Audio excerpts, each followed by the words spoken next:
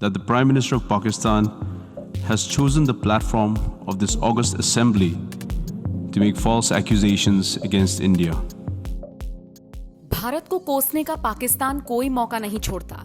अब देखिए ना, पाकिस्तान के प्रधानमंत्री शहबाज शरीफ ने संयुक्त राष्ट्र महासभा में कश्मीर का मुद्दा उठाने के साथ साथ भारत के खिलाफ कई बयान जारी किए थे और अब भारत की तरफ से पाकिस्तान को इसका मुंह तोड़ जवाब दे दिया गया है।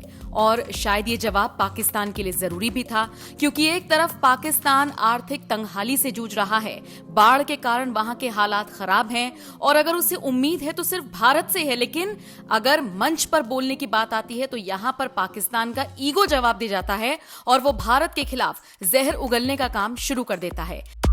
खैर, भारत की तरफ से भी यूएन में जबरदस्त तरीके से पाकिस्तान को जवाब दिया गया।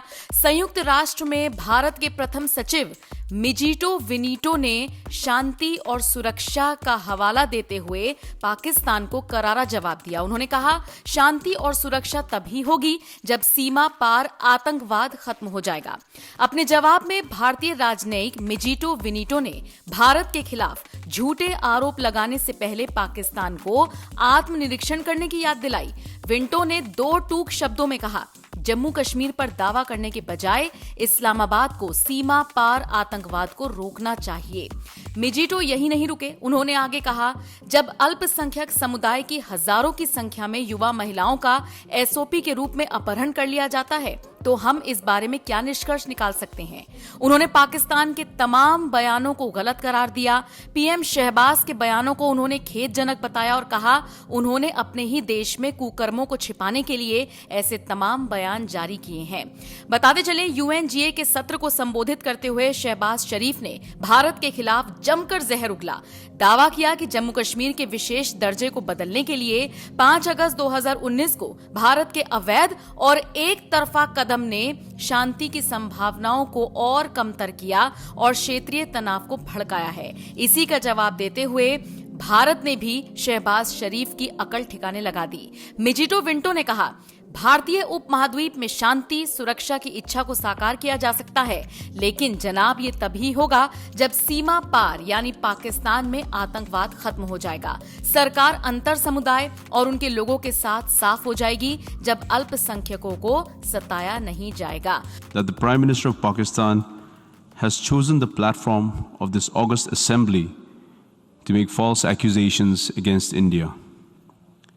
He has done so to obfuscate misdeeds in his own country and to justify actions against India that the world considers unacceptable.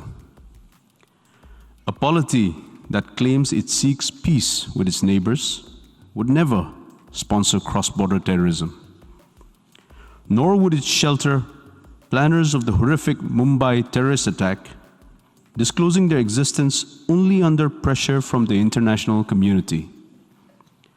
Such a country would not make unjustified and untenable territorial claims against neighbors. It would not covet their lands and seek to illegally integrate them with its own. But it is not just about the neighborhood that we have heard false claims today. It is about human rights, about minority rights, and about basic decencies. When young women in the thousands from the minority community are abducted as an SOP, what can we conclude about the underlying mindset? Mr. President, the desire for peace, security, and progress in the Indian subcontinent is real. It is also widely shared, and it can be realized. That will surely happen when cross-border terrorism ceases, when governments come clean with the international community and with their own people, when minorities are not persecuted, and, not least, when we recognize these realities before this assembly. कुल मिलाकर देखा जाए तो पाकिस्तान ने जितने भी आरोप लगाए भारत पर, उन सब का जवाब भारत की तरफ से दे दिया गया है और निश्चित तौर पर ये पाकिस्तान के लिए सबक है, क्योंकि जिस भारत की तरफ वो मुंह बाए खड़ा है, जिस भारत की तरफ वो देख रहा है कि उसकी मदद की जाए, उसी भारत के खिलाफ अगर वो इस तरह से जहर उगलेगा तो निश्चित तौर पर अपने ही पैरों पर कुल्हाड़ी मारने वाली बात होगी। बहरहाल पाकिस्तान जिस तरह से भारत के खिलाफ जहर उगलता है और भारत ने जैसे उसको जवाब दिया, उसको लेकर आप क्या राय रखते हैं? कमेंट बॉक्स में अपनी राय हमें जरूर दें।